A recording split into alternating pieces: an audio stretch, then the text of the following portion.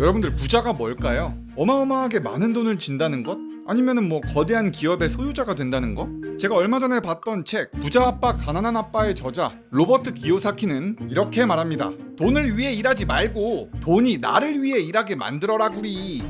이런 얘기 뭐 어디서 많이 들어봤죠. 동학개미 운동의 선봉장이신 존리 대표님께서도 정말 많이 강조하셨던 이야기잖아요. 이걸 제가 오늘 아주 쉽게 정리해드리겠습니다.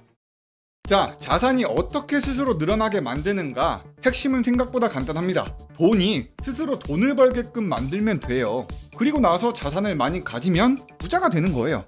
야, 그걸 누가 몰라? 그래서 어떻게 해야 자산을 많이 쌓을 수 있는 건데 그걸 말해줘야지. 자, 여기 세 마리의 동물로 예를 들어 볼게요. 여기에 코끼리, 부엉이, 너구리가 있단 말이에요. 첫 번째로 코끼리 씨의 월급은 400만 원이에요. 이끼리 씨는 한 달에 자동차 할부로 월 100만 원, 월세로 100만 원씩 나갑니다. 그리고 뭐 통신비나 생활비, 그리고 명품도 사고 술도 사 먹고 돈을 펑펑 쓰는 편이에요. 이 코끼리 씨는 욜로족이라 돈을 버는 족족 다 쓰거든요. 그러면은 이 욜로 코끼리는 20년 후에도 가진 돈이 없겠죠. 그나마 갖고 있던 차는 감가상각을 엄청 당해가지고 차값이 거의 똥값이 돼버렸어요. 자, 다음으로 부엉이를 한번 봐볼게요. 부엉이의 월급도 마찬가지로 400만 원이란 말이에요. 부엉이도 한 달에 나가는 돈이 뭐 자동차도 할부로 월 100만 원 내고 월세도 내고 뭐 다 똑같이 냅니다. 부엉이도 생활비를 내긴 하지만은 코끼리에 비해서는 술도 안 먹고 명품도 사진 않아요. 그렇게 부엉이는 저축을 해서 돈을 모으고 있습니다. 한 달에 200만 원 정도를 꼬박꼬박 모으고 있어요. 자, 이제 마지막으로 김너굴 씨를 살펴볼게요. 김너굴 씨도 마찬가지로 월 400만 원을 벌고요. 부엉이 씨랑 다 똑같은데 다른 게 하나 있습니다. 부엉이가 한 달에 200만 원씩 저축을 했다면 김너굴 씨는 한 달에 200만 원씩 투자를 해서 자산을 모았다는 거예요. 그러니까 김너굴 씨는 주식이나 채권을 모아가지고 수익률을 종합해 보니까 연평균 10% 정도를 냈습니다. 자, 그러면은 20년 후에 이 세 마리의 동물의 자산은 어떻게 변해 있을까요? 너무 쉽죠? 당연히 코끼리는 돈도 한 푼 없고 자산도 하나도 없습니다. 그냥 20년 지난 아주 오래된 구형 자동차가 코끼리의 재산 전부예요. 나는 돈도 다 썼고 낡은 차밖에 안 남았어. 다음으로 부엉이는 코끼리하고는 다르게 돈을 모아가지고 저축을 하고 있었잖아요. 저축이 가장 안전하다, 부엉. 은행이 안 망하고 나라가 망하지 않는 이상은 내 돈은 그대로 그곳에 있을 거다, 부엉. 이 부엉이가 월 200만 원씩 이자 2.5%의 적금을 들었다면은 20년 후에는 부엉이의 통장에는 6억 1,300만 원이 쌓여 있을 겁니다. 그래도 나름 부엉이는 저축을 했으니까 돈을 많이 모았습니다. 나 부엉이는 정말 열심히 일해가지고 저축을 많이 했다, 부엉. 이 돈으로 10년만 더 모아서 집을 살 거다, 부엉. 마지막으로는 김너굴 씨는 얼마나 모았을까요? 김너굴 씨가 매달 200만 원씩 투자를 해가지고 연평균 10%의 수익률을 냈다면 이 김너굴 씨 20년 후에 그의 자산은 무려 13억 7,400만 원이 되어 있습니다. 그나마 저축을 했었던 부엉이보다도 거의 7억 6천만 원이나 많은 금액이에요. 역시 돈으로 자산을 사는 게 최고다구리. 자산은 스스로 돈을 벌어가지고 더 커졌다구리. 도대체 이 세 마리의 동물에게 무슨 일이 있었던 걸까요? 왜 코끼리의 자산은 빵이고 부엉 씨는 나름대로 열심히 살아서 저축도 했는데 6억밖에 못 모았고 김너굴 씨의 자산은 무려 13억을 넘었어요.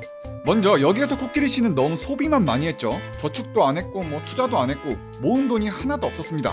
눈앞에 있는 행복만을 쫓아가지고 미래 대비를 전혀 안 했던 욜로족의 최후인 거죠. 그럼 다음으로 부엉이에게는 무슨 일이 벌어졌을까요?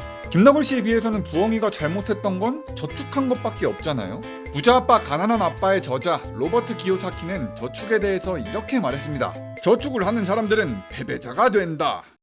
아니, 옛날부터 우리 엄마 아빠도 그랬고 뭐 친척 어르신들도 그리고 내 친구들까지 열심히 저축해야 된다고 배웠는데 왜 저자는 저축을 하면 패배자라고 얘기를 했을까요?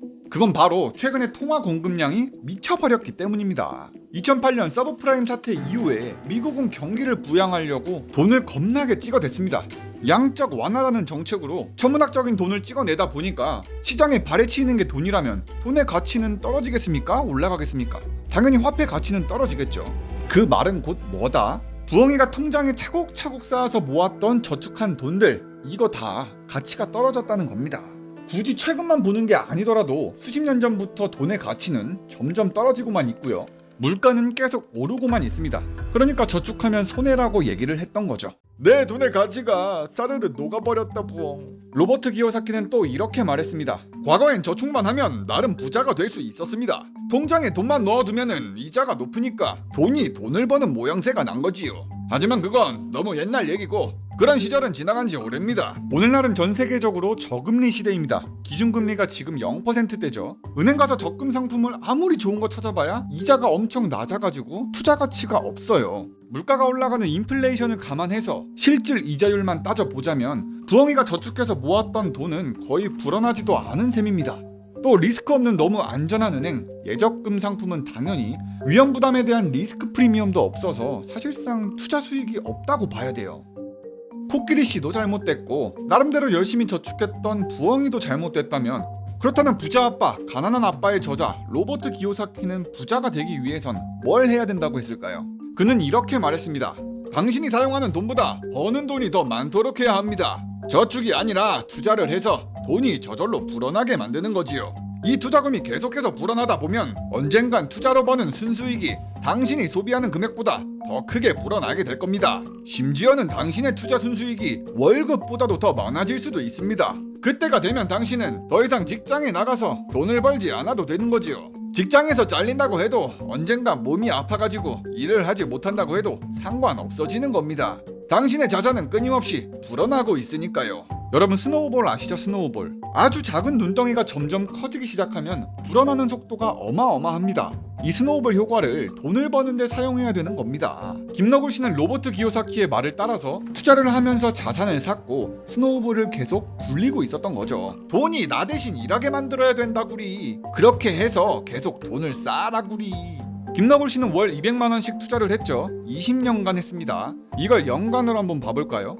김너굴 씨의 소비 금액이 200만 원이었는데 투자 수익이 200만 원보다 더 커지는 시점이 언제냐? 14년이 되던 해 김너굴 씨는 월 200만 원을 소비한다고 하더라도 투자 수익이 월 200만 원을 넘는 지점이 왔습니다. 내가 쓰는 돈보다 자산이 내 주머니에 돈을 넣어주는 금액이 더 커버렸다구리. 이거 완전 개꿀 아니냐구리. 그렇다면 언제 투자 수익이 김너굴 씨의 월급보다 커질까요? 21년이 되던 해에는 김너굴 씨의 투자 순수익은 월 409만 원입니다. 김너굴 씨의 투자 순수익이 월급보다도 훨씬 더 많아진 거죠. 이 모든 게 김너굴 씨가 월 200만 원씩 투자를 했을 때 이야기입니다.